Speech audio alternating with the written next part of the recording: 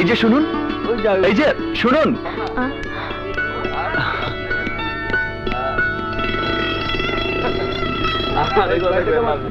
আপনি আরো কোনো শাস্তি আমার পাওনা আছে কি? না মানে সেদিনের ব্যবহারের জন্য আমি লজ্জিত। আহত বন্ধুর আর্তনাদ আর ওর মায়ের চোখের পানি আমার বোধ বুদ্ধিকে অন্ধ করে দিয়েছিল।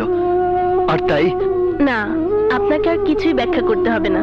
আপনার জায়গায় আমি থাকলে হয়তো তাই করতাম যা আপনি করেছেন।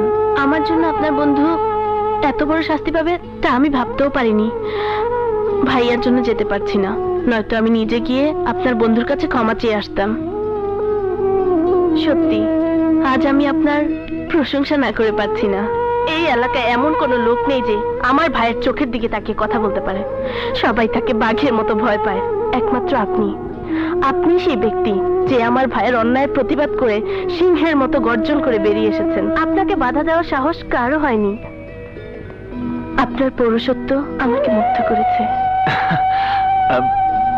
এবার বলুন, আপনি আমাকে ক্ষমা করেছেন? অন্যায় যেহেতু আপনার না, ক্ষমা করার প্রশ্নই আসে না। তাই চাইলে আমরা আমাদের মাঝে তিক্ত অভিজ্ঞতার কথা ভুলে যেতে পারি। কি পারি না? যদি আপনি পারেন তাহলে আমিও পারবো।